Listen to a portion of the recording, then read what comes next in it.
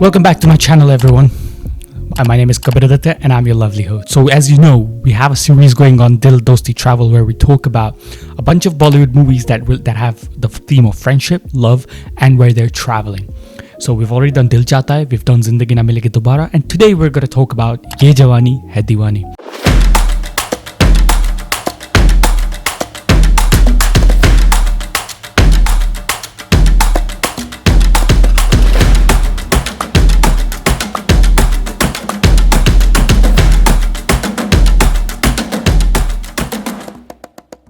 A movie we all grew up with, we loved so much. I would say this was the movie of the generation that we connected to the most, the movie that we connected to the most. Why was the reason? Why was it that a fictional movie and almost everyone in India could connect to it, at least in India, could connect to it? I think there's a lot to be analyzed why this movie was so beautiful. It was just... it was entertaining. There was a lot to uncover between the characters in the movie and so on and so forth. Before we waste more time, let's begin. It's been a while since the movie was released. It was in, I think, 2012. I was in 10th or 11th grade. I think I was just getting into 12th grade. I had finished 11th grade. I had finished my last exam and I remember we had booked a ticket. We were so excited. We went to watch YEH JAWAANI HAI DEEWANI. I was in Dubai and we watched it, and I didn't understand the movie back then because I couldn't probably connect to it, the characters. But yeah, I saw what was a raging hit it was, and as I grew older, I started appreciating the movie more. Maybe because I got into the same phase as the characters were. So what is the movie about? Ye Jawani Hai Deewani.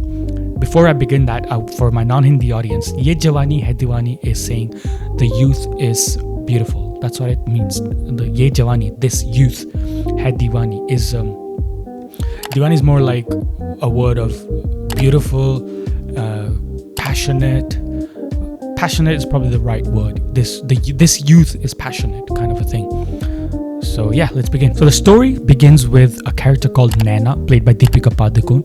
She's a medical student, always studying. She's in a supermarket with the parents, and she's probably in the final year of medical student or something, and she runs into her former classmate Aditi, which is played by Kalki. Fun fact about Kalki, those who don't know, one of her great-great-grandfathers was a chief engineer in building the Eiffel Tower. You learned something new today. Anyways, so the character of Naina runs into Aditi, who was her former classmate. They were friends in school. Not really friends in school because Naina was a very introverted, shy person, always studying. She didn't know how to make friends. She was more like a loner type. Aditi was more like she had friendship. She was more like a tomboy. She's still like that as you see in the movie, at least in the beginning of the movie, who's carefree and blah blah. So she runs into her. She says hi, blah blah, and then Aditi goes away, and Nana's just like, oh my god, she's living a life, blah blah. She sees a brochure that's been left off by Aditi and she picks it up and she's like, what's that? And it's about Manali trekking, and she's like, this is interesting, and she takes it with herself. And you can tell how Nana's mother is like judging her, like, she's not even studying, she's not a good girl. That part of the society's theme, I'll talk about that in detail later. She's judging her like, and then they walk away. And then they're having dinner at their home. Nana is discussing, she's eating, and how this mother is making fun of Aditi, her friend, with her husband. And they're all having dinner, and Nana's just like, yeah, and quiet, not saying a single word, just eating the food. And then she just goes, at least she's enjoying her life, mom. Can you just stop criticizing her? And she's like, enjoying life, that's not enjoying life, blah blah. Starts judging her, Aditi's character. And Nana's like, pushes a plate away, and she's like, what's wrong with you, the mother? And she's like, I'm fed up of this, blah blah, in life, I need a break. I've been studying all the time, I have so much controlling, I have no freedom to do anything. And she's like, so you just want a holiday? And then she's like, mom, you're not understanding. And she just leaves. This was the first act of rebellion by a very, you could say, obedient student. A lot of you would relate to that. At least you were them, or you knew someone who was like that. And she just goes into her room.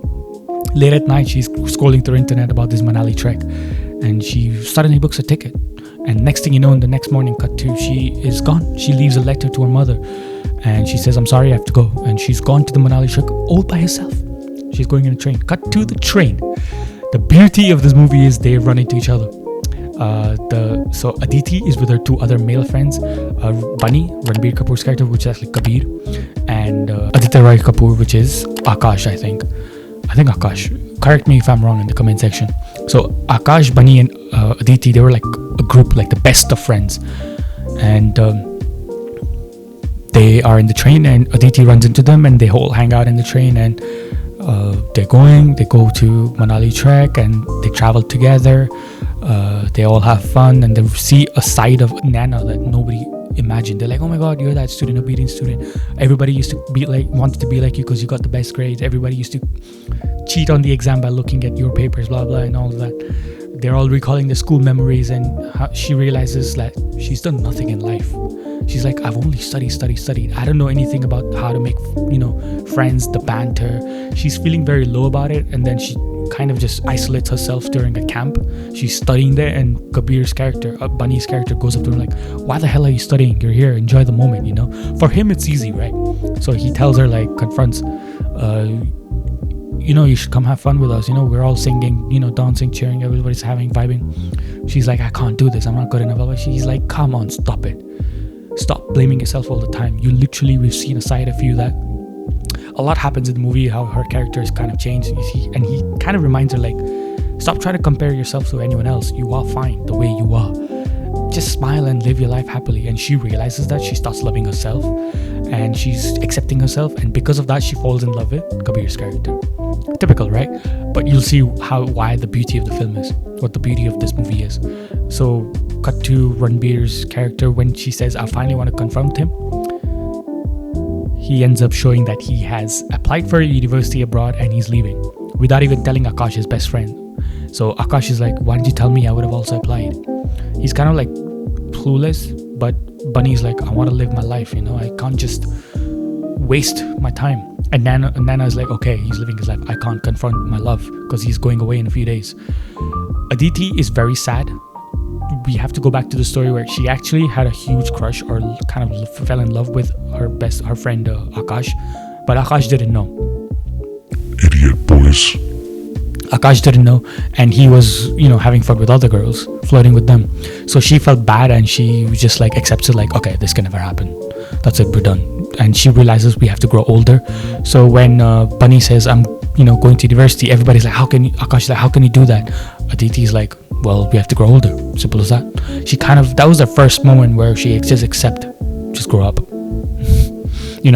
And cut to a few years later where Nana's like, that was a beautiful memory, where Bunny is shown in Paris with his new job, beautiful life, living his life. He's in a travel show. He's a cameraman or something, part of the camera crew. And one day he gets a video message from Aditi, and she's in a pure sari, not looking like the tomboy she was, and he's like shocked, like, whoa. And she's like, you're surprised, right? The way I'm dressed up and all of that. Guess what? I'm getting arranged marriage. I actually love him as well. And no, it's not Akash, blah, blah, and it's someone else. And I'm inviting you, and you have to come. And he's thinking, what do I do? And he goes. The funny thing is, when he goes to the marriage, he runs into Nana. He runs into, obviously, Aditi, and he runs into Akash. Akash and Bunny have kind of a fight. Like, he's like, he didn't move on in life because he wasn't as serious as Bunny was. So he's like, you didn't pick up our calls when you're away. What the hell are you doing? And he's like, bro, I was busy. Boys being boys. And then finally they're like back to normal friendship, and Aditi's getting married, and with Nana, this time Kabir's different. It's a new phase of his life, and he actually falls in love with Nana's character. And Nana's like, I can't fall in love with you again. I can't get my heart broken again. So she just says, you have a beautiful offer where you're going to be the host of a travel show. Why are you, you have to pick one, me or your show, because you'll have to move away. I can't move away from this country. And he's just thinking, blah, blah, and he goes out of the marriage, and they think it's the end. And then cut to a lot of unnecessary events. At the end, he finally confronts Deepika and says, I want to get married to you, and I imagine my life with you, blah, blah. And she's like, okay. Kalki's gone on to honeymoon, Aditi's character with her husband, and Akash has also confronted all his, the beef he had with friends, and all's well that ends well. So that was a summary of the story. Why did I go over this for so long? I think it was very important to recall all the incidents from the movie, because I'm going to be diving deep down in each part of it. And you've watched it a long time ago, unless you've watched it recently. And for people who haven't watched it, the non-Hindi speaking audience. So that was what the movie was about. I'm sorry if I went a bit too long, but yeah, we had to. had to cut down this almost 3-hour film in like 5 minutes. So why was this movie loved? The friendship, the characters.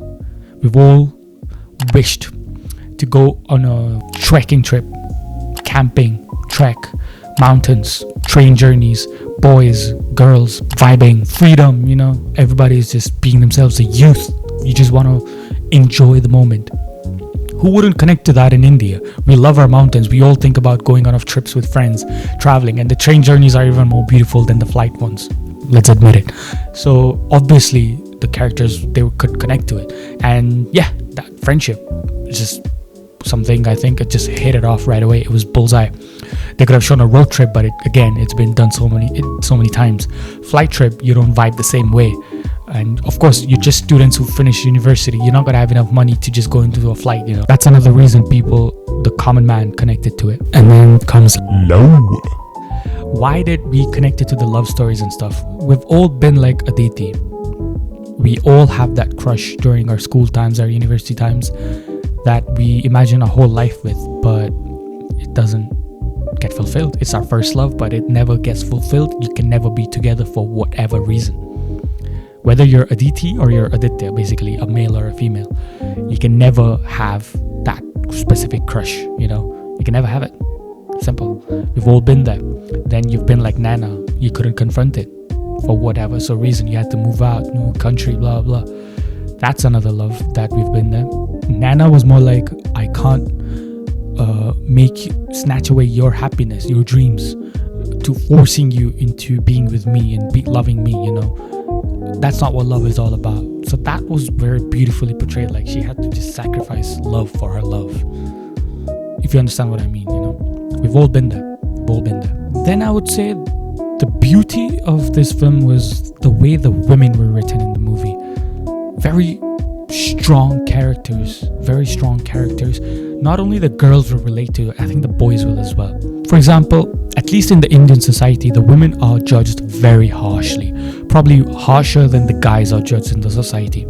The women watching here will definitely relate to it. Like I said in the beginning of the movie, the way Nana's mother was judging Aditi for the way she was, for the way she was dressed, for the way she was living her life. I mean, she's not her daughter, or you met her for the first time. Why do you have to judge her? And Aditi never cared. She was like, I'm living my life my way. She never got into the typical girly girl. She didn't dress up like a typical girl, you could say. I'm trying to be as politically correct as possible because she didn't mind the idea of being like one of the guys.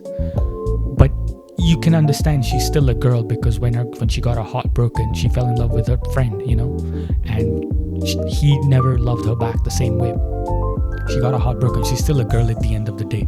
So what the beauty of the movie is, a woman was not defined as how she dresses up or how she behaves or how she acts. It's about how she feels and who she is from the inside. I think that was something a lot of women in India will connect to, because not every single girl can be this super feminine type, the ideal feminine type girl, Some just want to live their life their way, and it's okay. And Aditi was a savior for that, like a reflection of that character, reflection of the girls. A lot of girls in India are being judged. They want to be themselves. They want to feel free. They want to pick a career they like. Sometimes they don't even want a career. They just want to find the ideal guy and settle down. Just live their life on their own terms. That was the idea. Because that independence, a lot of girls in India crave independence. Again, the harsh judgment of our society. Forget the women, even I as a guy feel so judged in India. And also a lot of women will connect to Aditi's character. That I forgot to say is freedom and independence doesn't mean that you're changing boyfriends from every month. You're just drinking alcohol and going around different places and sleeping around. No, that's the idea of freedom and independence that most adults in India can relate to. They're like, freedom and independence, she'll end up getting pregnant. No, many of the girls in India don't want to say that. The idea of freedom and independence is being able to travel alone, being able to walk outside alone safely, being able to pick a career themselves, being able to pick the guy they love and they want to marry themselves. and exploring new places. You know, that itself is a freedom and independence for a woman. A lot of tell me how many of the girls in India watching, how many times have you had the chance to go on a solo trip? Forget girls, even the guys, come on. How many times have you had the full freedom to just go on a solo trip?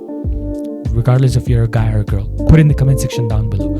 I can guarantee you, solo trips in India don't work. Guys and girls, especially a girl, can never go on a solo trip. So just traveling alone doesn't mean sleeping around with people. It's exploring new cultures, it's exploring a new place, it's learning a new language, it's getting into a different world basically.